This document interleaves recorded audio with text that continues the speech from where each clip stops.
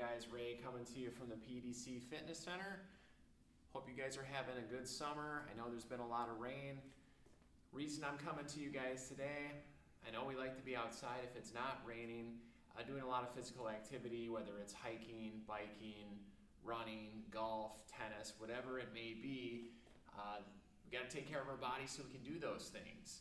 So today what I want to go over with you guys is just 6 exercises, 3 upper body, 3 lower body, that will help you do your activities safely outside, helps with maintenance. What I'll go over today is just some things for the shoulders, some shoulder mobility and stability, some things for the lower body, primarily hip mobility and leg stability. And again, these will help with any activity that you guys like to do. Doesn't matter what it is, like I had said before. As far as equipment goes, you won't need much. I mean, yourself, so your body is the main thing that we need. I have a foam roller today. That I'll use for stability on one of the exercises that I'm going to show you.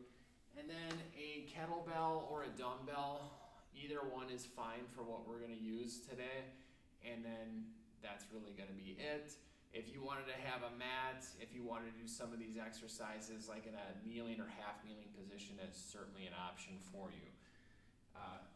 Without further ado, I just want to take you through one set of everything just to make sure you guys understand the form, the mechanics, and maybe a little bit at the end I'll help you understand kind of why these things will help with everyday life activity, and especially those summer things that we like to do outside. Like I said, hiking, biking, running, golf, tennis, disc golf, whatever it may be, pickleball. That seems to be really popular these days. This could be a quick 10-minute workout you could throw in beforehand to warm up, or it could be a maintenance workout you throw in throughout the week. So the first thing I want to go over today is called an anterior tib raise. So that is the muscle that runs down the front of the shin here, helps with ankle mobility or dorsiflexion, pointing the toes up. What you need to do for this, generally I'll have someone stand against the wall, a nice flat back, walk your feet out away from the wall, and then lock your knees.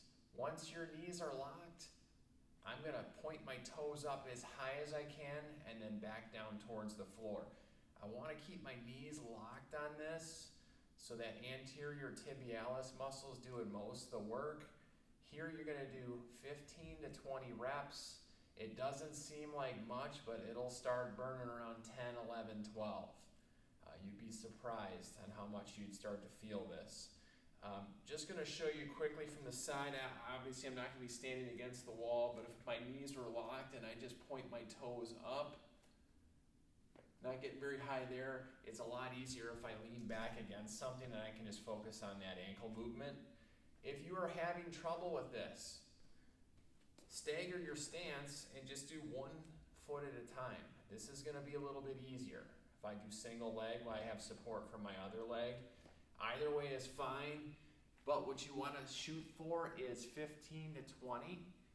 You would want to do 3 sets. I like to rest about 90 seconds in between each set. So that is an anterior tib raise, 3 sets, 15 to 20 reps, all you got to do. No problems there.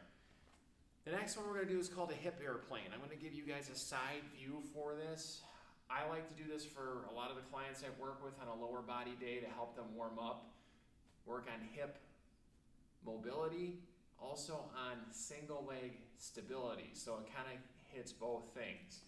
What you should have for this one is something to help you balance. The balance can be a little bit tricky for this one. I'll show you guys multiple views. Again, this is a good one for balance, stability, and mobility. So I'll give you a side view first. I'm going to place this foam roller down. You can use anything, the wall, something sturdy, something that will help with your stability, your balance. I'm going to balance on my left leg. I'm going to hold with my right. What I'm going to do is put my other hand on my lower back as I start to lean forward. My other leg's going to come up in the air. So here you can see I have a nice neutral spine. My chest is just about parallel to the floor. I can come up a little bit. I want to stay neutral here. That's the first thing, so I'm not hurting my lower back. I'm using this my stability with my opposite arms. So my right arm and my left leg are working right now, or you'll see a mirror image in the camera, so it'd be the opposite of what I just said.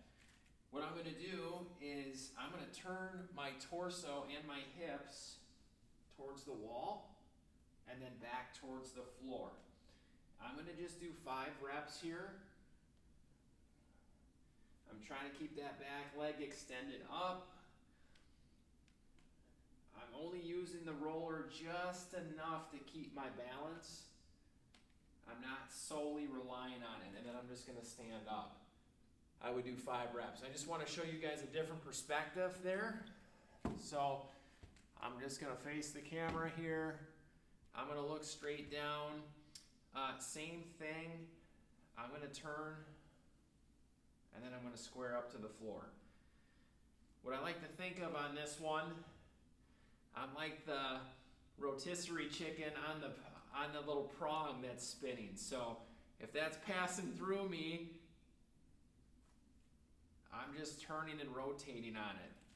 Then I stand up. I'll show you a few reps from the other side. So I'm going to hold with my left hand, balance on my right leg. So I'm going to lean forward. I got my hand on my lower back. So here I'm just making sure this is stable. This hip is extended and straight. And now what I'm going to do again is turn my torso towards the wall. So my right leg isn't as strong as my left. So I'm using that roller just a little bit more. So I swivel everything to the wall, then I square back up to the floor. I'm going to feel that hip glute area. Also that leg's working a single leg balance. If you have trouble with the balance, there's another way you can do this. I take what's called kickstand stance. Kickstand stance, we start off almost the same. So if you guys can kind of see here, I'm just going to put one foot back and keep it down instead of lifting up. I'll still put my hand on my lower back. I'll lean forward, and I'll do that same turn, that same swivel. That'll work on the hip and the glute. It's a little bit easier than the single leg variation that I just showed you, especially from a balance perspective. So again, I got this leg, my left leg is forward. I'm going to lean forward at the hips. My back leg is there for support. I'm going to swivel my torso towards the wall, towards the floor. I will feel that hip. So that's a kickstand stance that you can use. So again, the hip airplanes, 3 rounds of about 5 on each side, and you're good there. Last one I want to show you for the lower body today. Again, kind of working on the hips just a little bit. I'm going to take a nice wide stance here.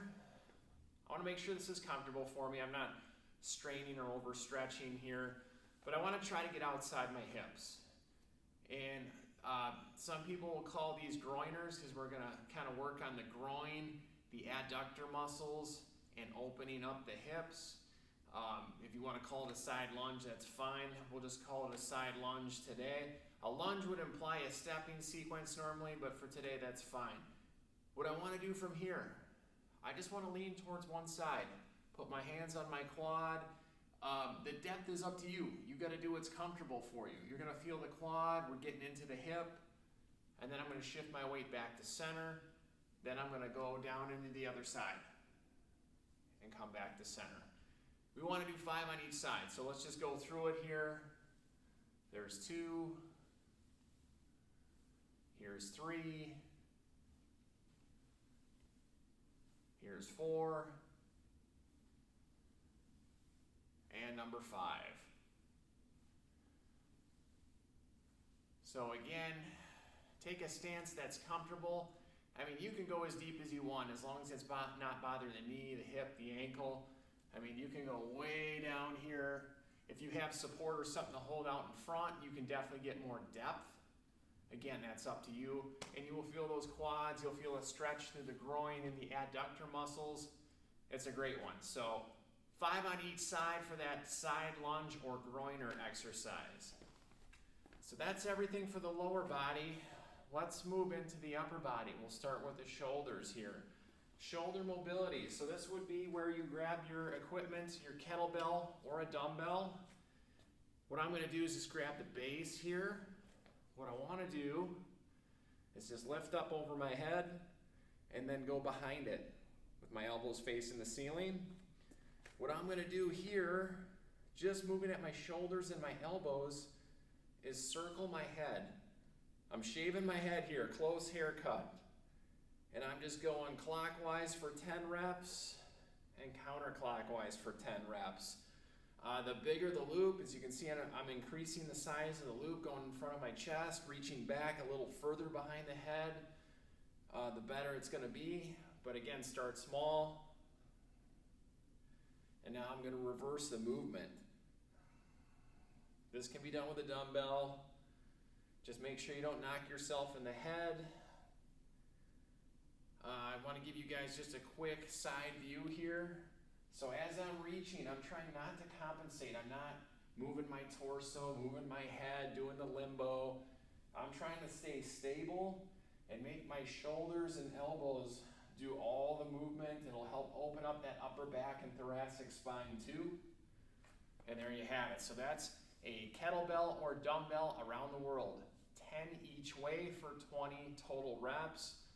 It'll get your heart rate up a little bit too. Also, just working on a little bit of strength to stabilize that weight, but also range of motion around the head. Great for shoulder mobility, great for a warm up, really good. The next one we're gonna do is called a bottoms up hold if you have the kettlebell. If it's a dumbbell, it's just gonna be a stability hold. We'll use a kettlebell here in this video. What I'm gonna do is grab the handle, the heavy part, the bottom is up. I wanna make sure I'm stable here. I'm gonna hold right out in front of the shoulder.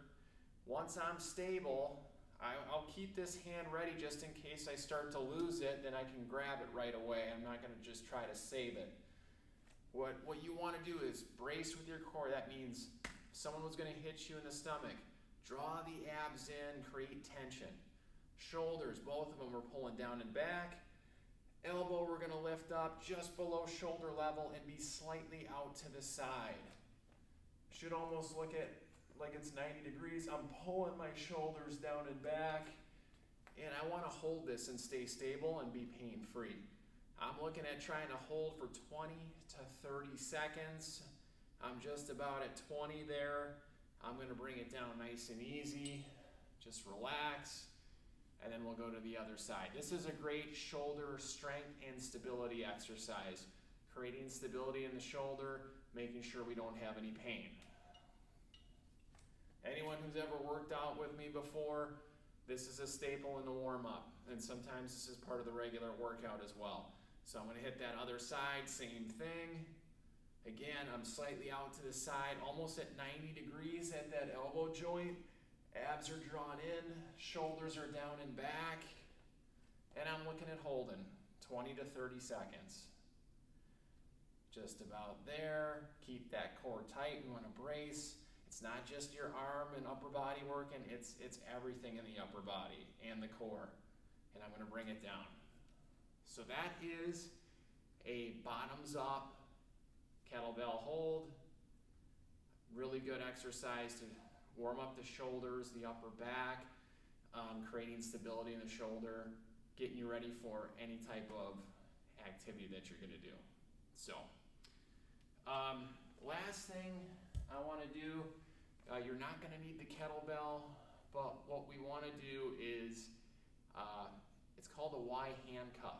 So this is something you would do lying on your chest on the floor on a mat. So I'll show you guys real quick here. So I have my mat. I'm gonna show you from the front view. And what I wanna do here is just kinda angle the camera down so you guys can see me.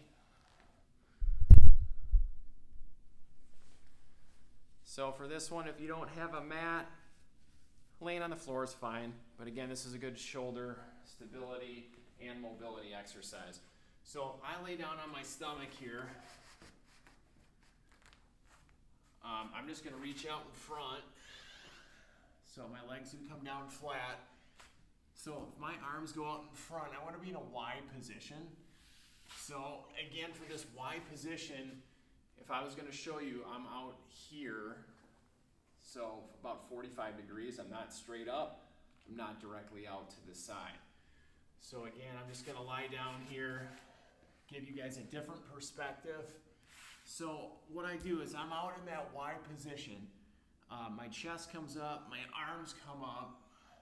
I am gonna just simply sweep out to the side, go to a handcuff position so I'm on that lower back, making sure that's pain-free.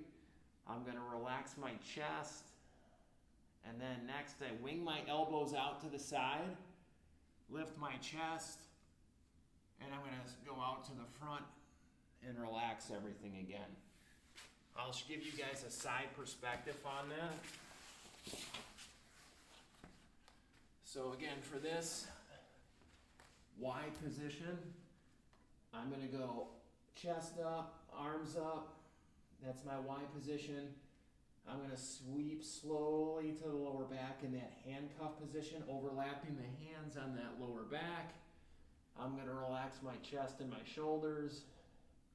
Then I'm gonna wing my elbows up, lift my chest up, coming back out to the front. And then relax, chest down. So that one, 3 sets of about 5 reps would be really good. That's called a Y handcuff from a prone position. That just means lying down on your stomach. Really great for shoulder mobility, working through range of motion, trying to make sure we're pain-free. Everything we did today, applicable to everyday life, any type of physical activity, especially those things we talked about. Tennis, golf, running, hiking, biking, swimming. All of these movements we did today will help with any of those things. So just to review kind of what we went through today, 3 upper body exercises, 3 lower body exercises. Equipment needed minimal, kettlebell or a dumbbell, a foam roller, something for stability, and a mat. What we started with was that anterior tib raise, that's standing against the wall, walking your feet out so you're almost at about 45 degrees, pointing your toes up as high as you can for 15 to 20 reps.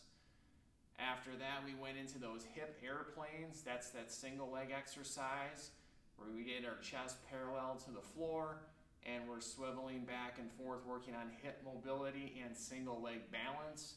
I also showed you a modification or a regression where you keep your back leg on the ground so it's easier to balance.